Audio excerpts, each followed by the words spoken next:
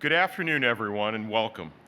My name is Gordon Stables. I'm the director of the School of Journalism here at the USC Annenberg School, and on behalf of Dean Bay, our entire faculty, staff, and students, it's our absolute pleasure to welcome all of you for this important session and celebration as we celebrate Black History Month. The most impactful way to celebrate history in a School of Communication and Journalism is to embrace the scholarship of our colleagues who can ensure that we all have a deeper understanding of our past, present, and future.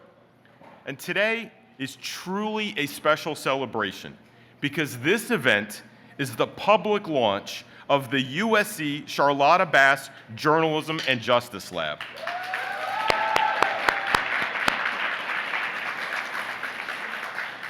If you've been around the university, you're probably thinking that this launch has already happened because you've heard and been hearing about the center.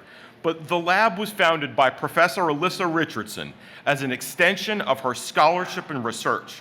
The center is named for the trailblazing journalist, editor, and activist. She owned and operated the California Eagle newspaper as one of the first, largest, and longest-running Black publications in the West. Charlotta Bass would also go on to be the first Black woman to be nominated for the Vice Presidency of the United States in 1952.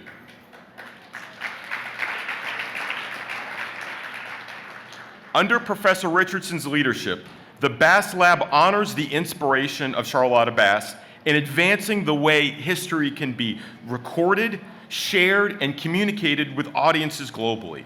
Today, you're present for the unveiling of an innovative technology that USC is pioneering called conversational video. We want to thank the remarkable team at the USC Shoah Foundation for their support and assistance in making this technology possible. It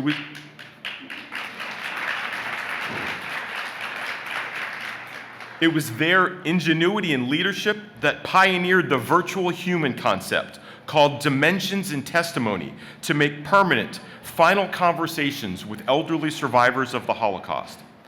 And those of you who know Professor Richardson and her work know that she has long championed the importance of a greater understanding of a phenomenon that she describes as Black witnessing.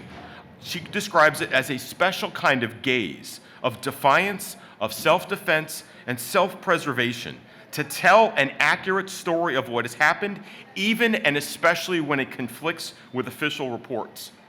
During the uprisings of 2020, she realized that there was a gap in this public witnessing, that there were no such projects that captured the frontline testimonies of African American social justice leaders and their families. During her time as a USC inaugural Floyd Covington Fellow, she identified a similar archival gap, noting that there were very few African American oral histories in the collection. So partnering with the talented team at the USC Library's digital repository, they began a project to expand Black voices in the university's archives. Today's program and project is part of this larger vision. Professor Richardson decided that it would be appropriate and truly fitting to launch with perhaps one of the most important voices of the current movement for Black lives, Rodney King's daughter, Miss Lora King.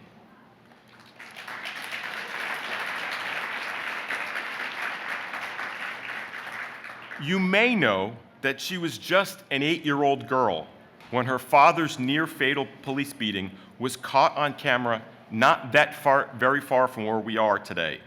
What you may not know is that Miss Lora King is the founder of the Rodney King Foundation, whose mission in an increasingly divided world is to close the gaps that exist between all human beings to get along. Today, Lora is here to debut her virtual human technology, but also to share a message of hope, especially amidst the fresh, recent round of police brutality caught on film. This moment, this celebration, this exhibition is designed to be the start of a series. So without any further ado, Voices of a Movement, the second draft project.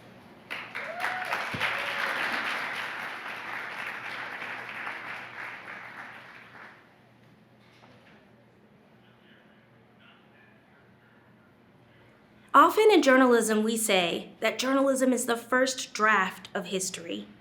But what happens when we get that first draft wrong? Well, today we're introducing the second draft project, part of our Voices of a Movement collection. And we're using an exciting new technology to pioneer this idea. It's called the interactive interview, where you will be able to ask questions of a video and have a response stated back to you. My name is Lora King, and I'm the middle child of the late, great Rodney Glenn King. We're excited for you to ask questions of Lora about her dad's trial, about the events of 1991 and 92, and even about her work today as the founder of the Rodney King Foundation. My dad was extremely goofy. He was very spontaneous. He loved to ski. He loved to play baseball. He loved to surf. Things like that. The Charlotta Bass Journalism and Justice Lab has had so much fun collaborating with USC's digital repository to create this experience for you. As a journalist, I think this is a great way to practice your interviewing skills. So ask a question of the video and see what comes up in conversation.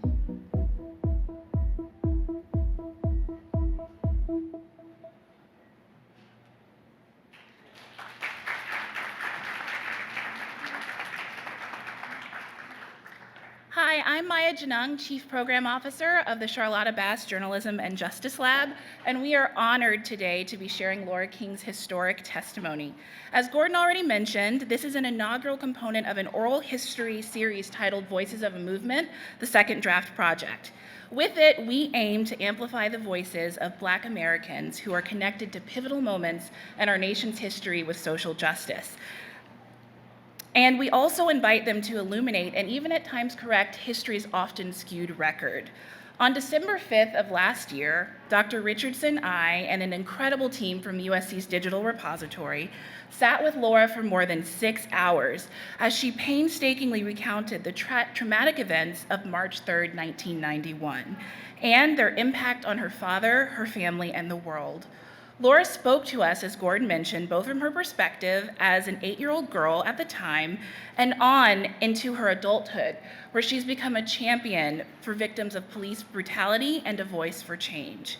As Dr. Richardson and I prepared for today, we marveled at the fact that at the time we sat with Lora for this interview, Tyree Nichols was still alive.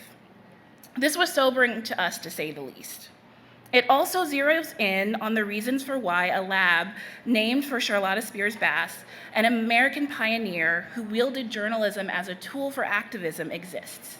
We're not at all removed from the systemic injustices that plague the lived experiences of Black America. As Lora King thoughtfully shared with us in her oral history, what happened to Rodney King may have taken place 30 years ago, but the after effects marked the rest of his life.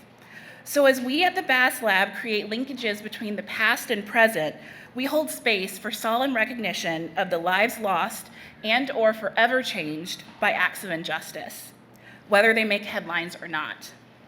Before we begin, it must be said that today's proof of concept reveal would not be possible without the support and incredible partnership of the USC Digital Repository and the USC Libraries teams. So thank you to Sam Gustman, Mike Jones, Craig Stubing, Nick Camardo, Maria Dietz, Sarah Schumann, and Catherine Gao. The lab would also like to acknowledge our USC Annenberg Dean, Willow Bay, for championing us in our inaugural year, as well as our marketing and events teams who made today possible. So without further ado, I'll pass the mic on to our lab's founding director, Dr. Alyssa Richardson, and our guest of honor, Lora King.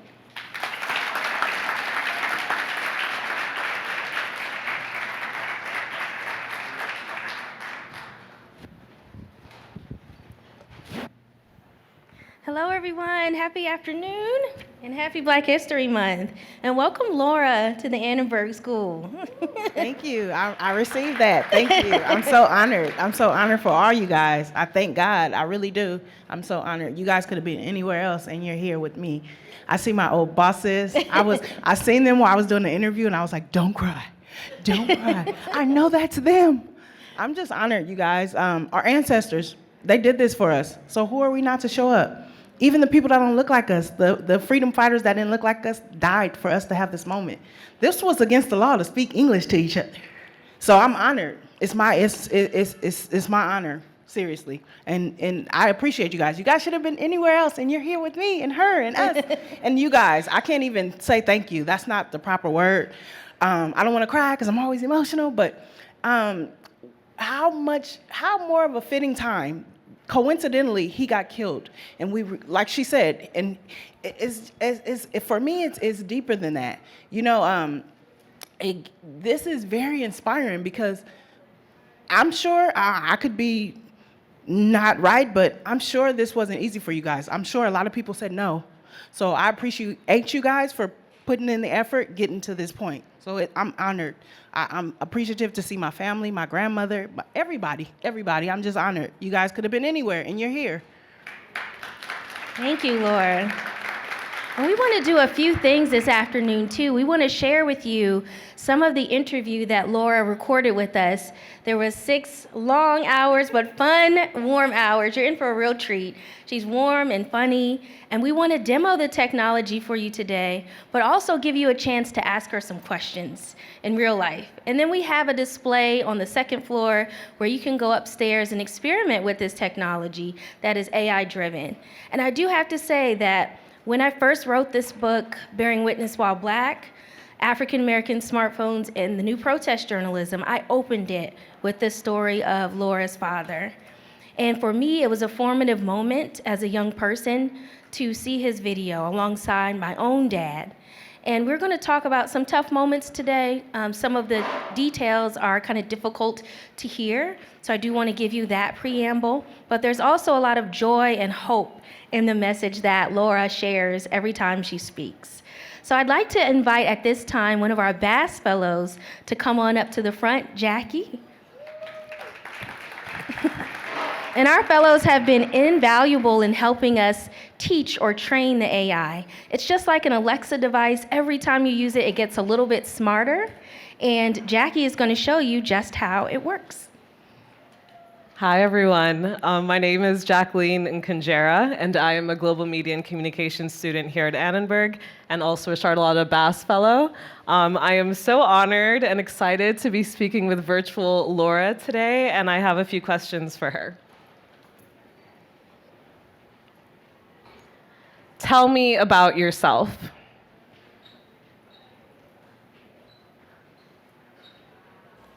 I'm Lora Danae King, middle child of the late great Rodney Glenn King. In 1991, my father was the first victim of police brutality to have his assault captured on TV, and it changed the world. I'm also the CEO, founder of the Rodney King Foundation. And today we still propose the question is, can we all get along? And also, can we be equal? What was your father like?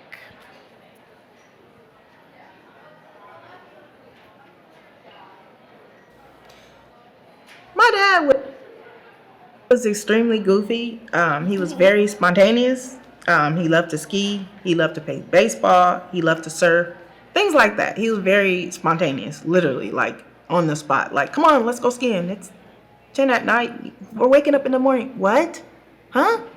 And he was very good at everything that he wanted to do, by the way. And if he wasn't, he got good at it. What happened to your father on March 3rd, 1991?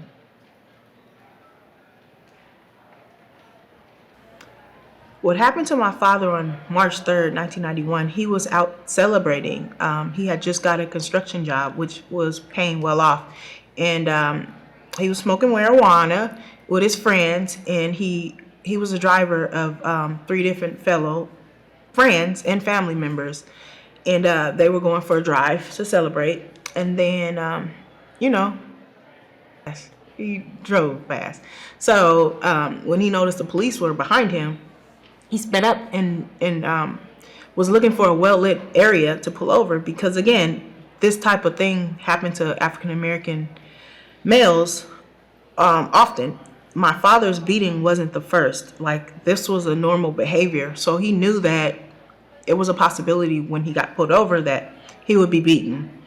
Because in, Altadena, California, that was normal. They would take the guys, take them up the hill, beat them. Some of them would come back. Some of them wouldn't. Some of them would come back and never the same mentally again. So He tried to pull over to a well-lit area so that way, if anyone sees it, or, there could be lights there, or someone could see it if something happened. And, the original police officers that pulled him over on the incident, they got pushed to the side. So the fellows that beat him knocked those guys out the way and said, we got it from here. And the original officers had it under control. But they wanted to prove a point, so they took over and beat my dad. He had over 50 broken bones. His eye socket was busted. His jawline was fractured. His eye was completely out of socket. He had bruises. They tased him in his own blood. So you can imagine what kind of night it was. And he had broken bones, so literally he was trying to run away, but he couldn't walk because his legs were broken.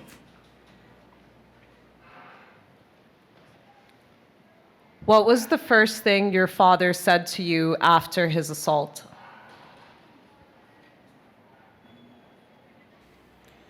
The first thing my dad said,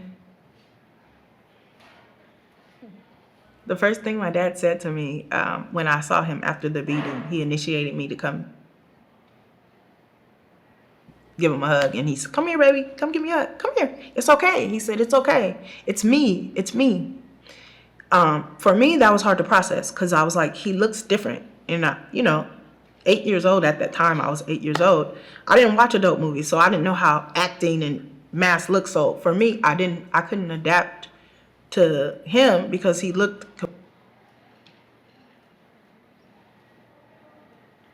completely, it was terrifying for a kid to see that. It was unbelievable. I can't describe it in words. So the only reason that I knew it was him is because of his voice. Otherwise, I would have been terrified to see him and hug him, given what he looked like after the beating.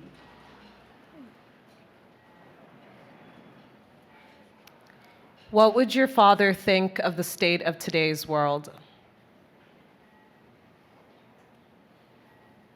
I feel like if my dad was living today in the world, a part of him would be very sad because we're still going through the same thing. And now hashtags were created. So, and clear cameras. That's the only difference. But he's a hopeful person, so he'll look for the light in, every subject and situation. However, unfortunately, Trayvon Martin was killed in 2012, a couple months before he had passed, and they caught him at the airport. And one thing that stuck out to me the most was, the part that hurt him the most was to hear Trayvon Martin call for help. And, before he was murdered, the cry. And he laughed and smirked. And my dad often made things a joke. But when he was hurting the most, he would, laugh. And he said, I know that cry. I know what the cry is like. I know what it sounds like when you're crying for help and you're begging God for your life. And he shook his head and looked sideways. And he came back with tears in his eyes. He said, I know that hope. And he was a baby. He was just a boy. Thank you. Thank you, Jacqueline. So that is just a snippet of what we talked about in December. And I wanted to ask you, Lora, what was it like creating that interview and having to relive some of your toughest moments? You know what? I'll be honest. I feel safe with you guys. It was hard, and today is hard, but I know it's necessary. I know that sometimes, for myself, when you're brave enough to use your hurt, it can change people, especially people that probably, like I said, my dad's not the first, and he said it. He's not the first Rodney King. So it gives people that's been in this situation hope because majority of these situations are not captured. So it gives me hope to keep allowing people to push forward because, of course, they want you silent so that you don't speak up and use your pain or you use it differently. But you're brave enough to do it. You live through it. It's very unfortunate, but it's very necessary to speak up. And one of the things we talked about was the way that the media has covered your dad in the past. And that's why we call this the Second Draft Project, because just like the Central Park Five, who went on to be called the Exonerated Five, sometimes a media frenzy can dehumanize someone. Can you talk a little bit about what the media may have missed the first time when they covered your dad? You know, they said things like the same thing that they do with pretty much every case. I don't know if you guys watched the video. I shouldn't have watched the video, but I watched it so that I can sit here today. They say things like, "What is he on? What is he on?" No, if you're black, if you're anything, you could understand what it feels like to know you're gonna die. So of course he's gonna be running like Spider-Man. I would too. If somebody pulled me over and didn't tell me why I'm being pulled over and they cussing at me, I'm gonna run too. So I feel like I don't like the way when African American men and women, they automatically assume that they're on something. No, that's adrenaline rush. They're scared for their life. So of course, naturally, I'm naturally like shaking. So I can imagine if I'm being pulled over and you're not telling me what I'm being pulled over for. And it's like, they use keywords like that or different things. And it's like, that's not the case. Like half of the stuff that they say is not true. And then even after, here we are here, it's like which I respectfully, I'm glad that they did not put that video out. Like my dad's case, we all watched it. I watched it with everybody. That didn't feel good. Mm-hmm. At least they gave them the respect to show them first. And I think it was like 2 weeks before. So I was really happy about that. That gave me a little hope, but other than that, it's very sad because they don't think about other people's family. I was a child and all the things that come with, and I went to public school, and you know how kids are. They only repeat what their parents feel or say or whatever case may be. And I think the media should do a better job at that because it's not a good look. That's one of the reasons why we created the I Am King Scholarship to highlight African American men, because the media does the opposite. They said they're bad fathers, they're this and that. I have plenty of cousins. My dad was a great dad. He wasn't perfect, and he was sinned, and he fell short, but he showed up at back to school night. It's like those things don't come into play when something bad happens. It's like all this bad stuff gets played times 20, and half of it's not even true. And it's like that in itself should not be legal. It shouldn't. What are some of the things that you want people to know about your dad? What do you want them to take away, from this interview? Dun, dun, dun, dun. Like I said a million times, my dad was so goofy. He was very spontaneous. He loved everybody. When I say everybody, I mean everybody. He had ex-police officers. He had, you name it, he surfed. I don't know if you guys are aware of that. Like literally, he was on a surf team. He would have played professional baseball. Like he was very outgoing. He was very shy, but at the same time, he used his voice when he was able to create change, to give people hope. And I feel like and I'll say we because I live here too, I feel like we failed him. I feel like had he been given the proper mental health and not actually made it a requirement. People like that, they should go, like police officers, they need to go check in and make sure, because I'm gonna tell you the truth, I'm not okay. My sisters are not okay. My mom, my grandma, my aunt, nobody's okay. Nobody should still be okay, even if you're not affected, and we're still here. That's why it's not okay. It's like, for me, I feel like he did the best, given what he was given. I feel like he handled himself very well, as much as he could. And I just feel like we could have done more to help, just like the other family and people. Just people in general, when you see people, especially in this area and any area, you guys, when you see people walking around talking to themselves and things like that, they're not crazy. Sometimes this may have happened to them, but because it wasn't captured, so I just think about things like that. Think about other people. Think about what you can do to help someone else, because at the end of the day, we all need each other, and we're still proposing the same question. That's a very simple question, and obviously not, we can't get along, because we're sitting here talking about this, Mm-hmm. What is one of the things that your dad taught you about resilience? Because that's one thing that struck me the most meeting you, is that you have such a resilient spirit. And even though you talk so passionately about how your family was never the same, you always follow it up with a message of hope. Where does that come from, and what did you learn from your dad about resilience? I'd have to say, by him suffering permanent brain damage, I would see him pause in mid-conversations and things like that.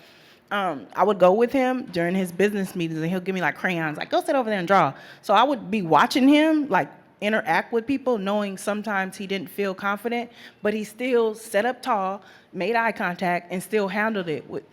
I dig that. Also, being out in public, going to eat with my sisters and myself, the way he handled himself, given the questions and the things that people would say, I thought to myself, how could you say that to a man and he's with his kids? Good, bad, women, women were like crazy over my dad. Like, they'd be like, is your dad picking you up on Friday?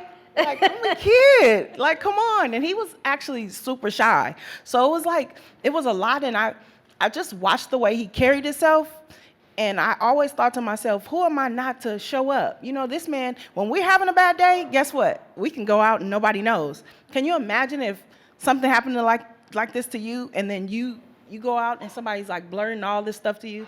How do you, I often think about, I don't think I would be well. I don't think personally I wouldn't be able to know how to handle myself. And I would say that whether it was my dad or not.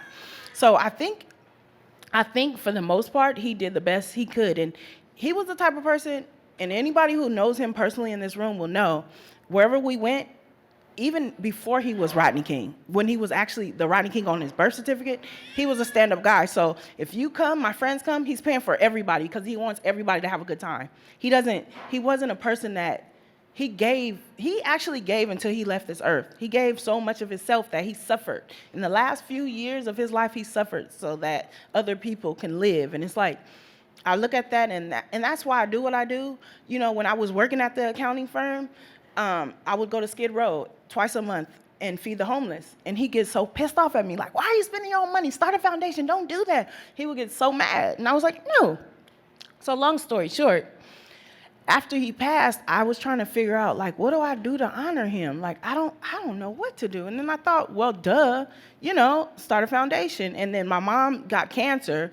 So the commute from Glendale to San Pedro, it was like too much. So I literally took out my 401k, and all my bosses, everybody at my old job was like, you're gonna hate attorneys, they're mean, it's horrible. Yeah, they were right. It was like 3 weeks, I hang up all these scriptures, all these quotes. I can do it.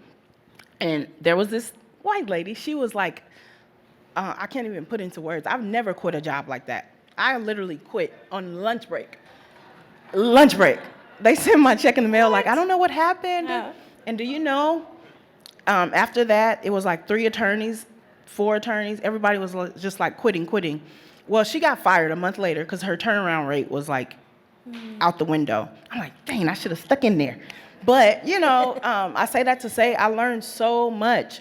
I just learned so much. I learned so much about life. And one thing about these guys and the firm that I came from, they didn't look at, I've learned a lot what love is. And there's all walks of life there, and it's like, I look at things like that, give me hope. Otherwise, if it was like, if God didn't have those kind of angels, it would be very hard. But because he gives us signs to keep going, it's my job to keep going. It's my job to make it necessary. Mm-hmm. Wow. How do you refocus a family after a family member has become part of a media frenzy? The media frenzy takes a life of its own, and then people think they know your dad, as you started to say. How did your family help you cope with that? They help me cope just by what they're doing, showing up, right? Because I'm nervous, y'all. I'm nervous. In my Bernie Mac voice, I'm real nervous. But, it's necessary. Nervousness is actually a good thing. That means you were brave enough to get up there. It's shaking, but it's all right. I'm going to be all right. It's unbelievable. My friends, my family, it's unbelievable, but we have to understand we can't do things alone. We do need people. And I'm not ashamed to say that, my boyfriend, my grandmother, I need, as well as you need me, I have to look, it's a recharge to look up and oh, okay, support, so it's like, it's my job because like I said, our ancestors did this for us. Like, who are we not to show up? Are you kidding me? Mm-hmm. So we have some pictures behind us that you shared with us. Tell us a little bit about who this dad is that we don't know. These are pictures that we've never seen in the news. So who is this dad? That guy was a smooth criminal. Jokingly. I mean, not serious, but serious. No, you know what? My dad was extremely tall. So one thing I do remember, and I have to catch myself with my son, he was so tall that I would try to keep up walking. He'd be like, come on. And I was trying to keep up. Walk with your head up. How, if you walk with a kid and you're rushing a kid, it's like, I can't keep my head up. I don't want to fall. But he talked to us like we were boys. He didn't talk to us like, and it prepared me for moments like this. Like, put your big girl's panties on, show up. It's okay. It's okay to cry. It's okay. But you still have to show up.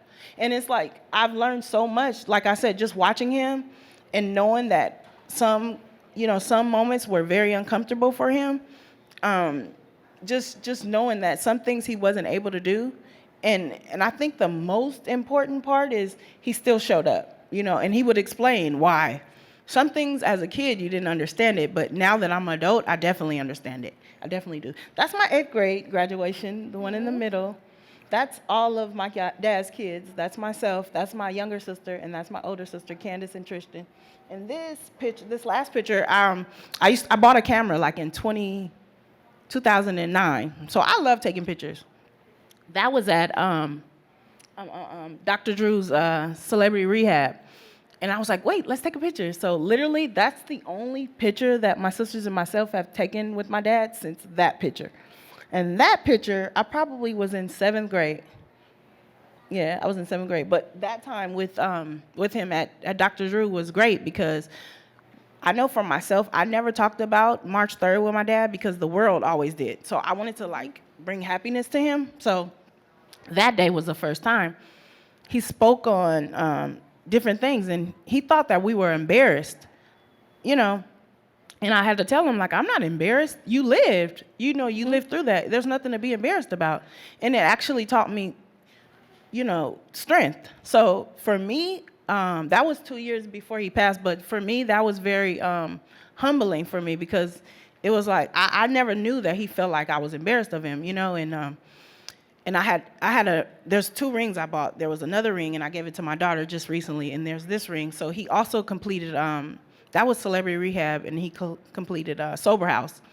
And so for him to know that I just did things to invest in making sure that I checked on him and things like that. It was like, for me, it was very just helpful, and that was the same weekend as Father's Day. So as I get sad, because he passed away on Father's Day, 2012, even though every year it's different, but for me, that time is just very intimate and precious to me because he never knew a lot of the things that I expressed to him, but because I didn't want to burden him or talk about anything bad, so it was just great. It was just a great time for me. And 8th grade was amazing, of course, because, it's 8th grade, graduation. So and then, of course, that was right before we went swimming. He always had a pool at his house no matter what. So yeah, pretty much that's those pictures.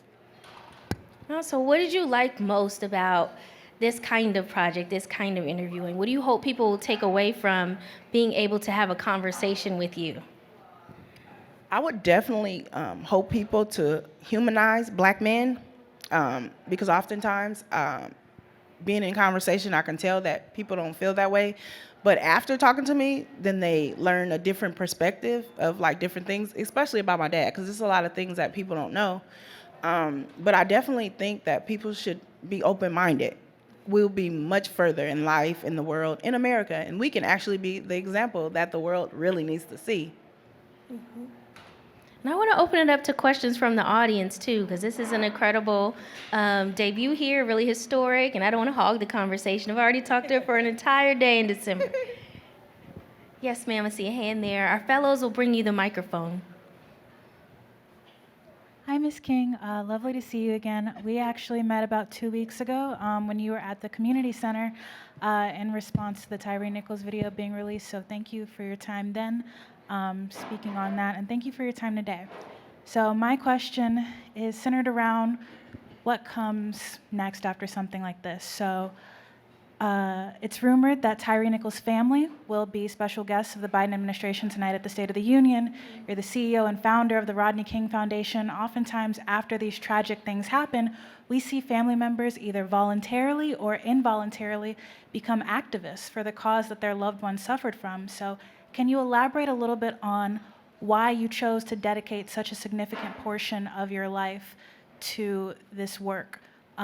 Honoring both your father, but also trying to prevent things like this from happening. Why did you choose to become an activist in a sense, as opposed to just saying no and walking away from these hard conversations? Great question. And it's good to see you again. I was hoping I seen you again. I just want to commend you for, being so brave the other week. And thank you. Thank you for the love that you showed me while I was there. I appreciate it so much. I really, really honestly do. I do it because as a kid, I couldn't understand. I didn't understand. It's something so simple. I didn't understand why people didn't get along. I didn't understand why black men were targeted so much as a kid, because my mom could tell you I wanted 10 kids. I wanted to adopt every nationality, So to me, it was like Miss Save the World. And then when that happened, my world didn't make sense. Like it still doesn't make sense. So I do it because it helps me, especially because my dad died.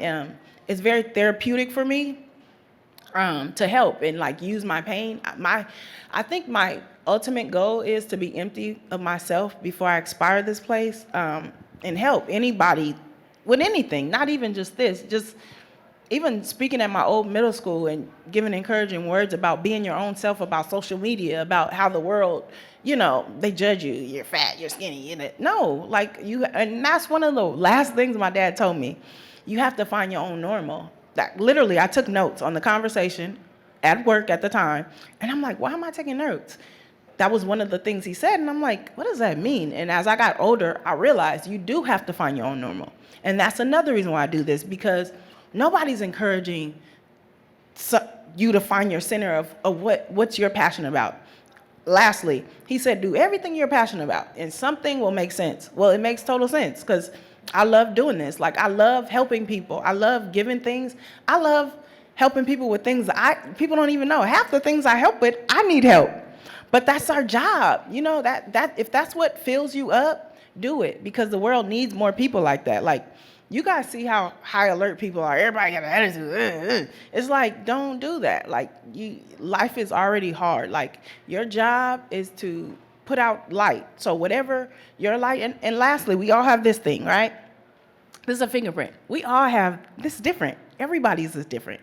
That makes you special. Just because I'm black or you white, we're all special. We're black. God made us this way. And it took me a little while to process that. I'm special. I'm special. And I understand that that's insulting. I understand that you're special. And I understand how insulting sometimes that is for other people too. I encourage you, don't fall into other people's insecurities. Don't. You don't have time. You don't. And you don't owe anybody an explanation about anything you're doing. You don't. Show up for yourself, and I guarantee you it's going to make sense to you and God. It doesn't have to make sense to anybody else. And if you do that, your light will shine so bright. You will be beyond special in this world. The world needs that. They don't need you copying this person or doing that, or, well, they didn't like what I said. It took me a long time to get here, but I'm here and I'm not changing. And I love criticism, but at the same time, be your own person. Be your own person and show up, because the world needs you.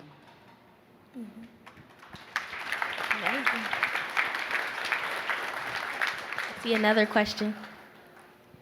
Yes, I was fortunate to hear your father. He was here on behalf. He was being interviewed by the LA Times here at USC.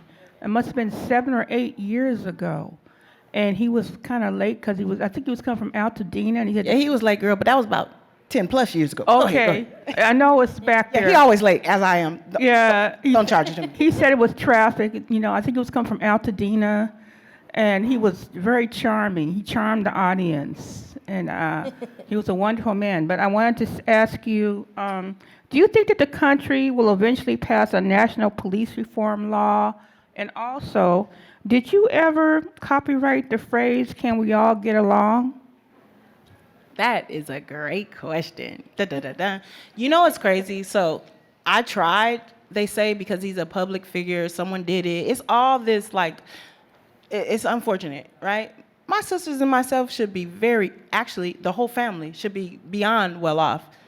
Beyond well off. And that showed every video, every movie, that's my new job again, because I was told, like, oh, someone already did it. Da, da. That shouldn't be legal. Like, in my eyes, it shouldn't.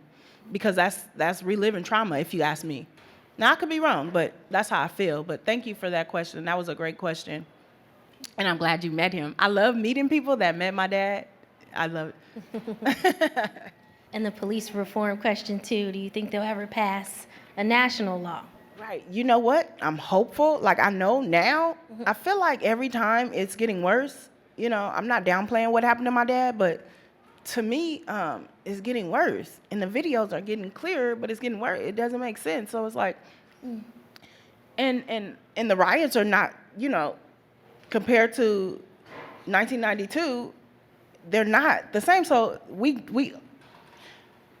they owe us that, you know, and I don't condone riots, but I understand, like Martin Luther King said, the riots is just the language of the unheard. It's like if I whoop my son and I keep whooping my son and say, don't cry, but I'm beating him. He's gonna cry. He's gonna cry because you're not listening to what I'm saying. So that's what I'm saying. I understand it. I hope one day we'll be smarter. And I'll say we, because I still live here in America, and I'm hopeful.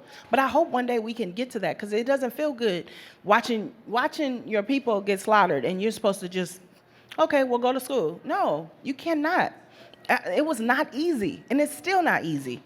Going to school, being regular, and that happens to one of your family members. You know, it's like, it's very sick. I'm hopeful, I hope so, but it's taken a little too long. We should not still be here. There's no way we should still be here. Mm-hmm. You have another question on the side here. Yes. Hi, Laura. Hi, Shadea. So how have you and your family navigated through dealing with the psychological trauma behind what happened to your father? Have you or anyone in your family seek mental health treatment? Ooh, you know what? This must be your field, girl. This must be your field. Actually, for the first time since I was 7, I got in counseling June. And I have to say, it's very life-changing for me. I've learned a lot of things about myself that I need to change as a woman, as a mother. I mean, in every walk of life. I recommend it, even if this didn't happen to your family, but I highly recommend it if anything like this have happened to your family, because you're not well. And of course, on the outside looking in, you carry yourself like you are, but you're not. So I really recommend it. But my sisters have not got counseling. My older sister, my younger sister, no, neither one of them. I'm the first one out of my dad's kids to get help. And my dad did. He actually, I believe he had 2 therapists, but they were very short. So that's why I say it should have been required for him to check in until he passed away. It shouldn't have been, done. And I don't think he should have paid out of his own pocket. Same with his dental. He shouldn't have to pay. Because anybody that knew my dad knew he was no joke about his teeth, about his skin. It was certain things he shouldn't have to came out of pocket for that. To me, those things, those would make you go crazy. I know if it happened to me, I wouldn't be okay. And I have to pay out of my pocket for this, for mental health that you guys should be providing. Like, that doesn't make sense. So that's a great question. But to answer your question, I did. In June, I did. And I love it. And your children are here today with us, Laura. So what message would you want to give your children about something that your dad taught you that still resonates with you? Like, when do you most hear his voice, and what would you like to pass on to them? I definitely say that I'm honored to, and it didn't even have anything to do with counseling. I recognize with myself, but, and I also want to encourage parents out here too to be present. Because I know things happen, and I don't even use my laptop half the time. Half the time I'm working from my phone. But to be present is so important. And my dad he was so present it was embarrassing. Like, he would show up on lunch break, and they would let him do anything because of who he was. You guys might be too young, but do you remember those what was it? It was the Velcro things, and it was like round, and you throw the... Catch the ball on it. Yeah. Some equally old. Yes. He used to bring like $1 million at lunch and play with the kids. And I'm like, what are you doing here? Like, what are you doing here? You know, on my field trips, I forgot what it was. It was something, I think in La Canada. He showed up. Parents are not supposed to come to field trips, and they let him. I'm like, what is he doing here? You know, what are you doing here? But, you know, to be present, it makes a powerful impact on a child's life. It does. It really, really does. And I'm honored. And my daughter, she don't miss school for nothing, okay? I've never in my life seen anybody ever, and I'm not trying to parade her, but I've never in my life seen anybody with straight A+ in my life. Her first year in high school, she got straight A+, and she never wanted to miss school ever. You know, so.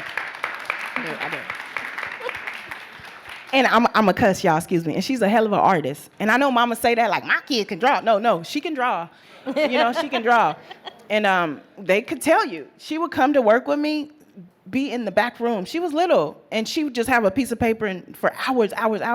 And I'd be checking on her. I'm fine.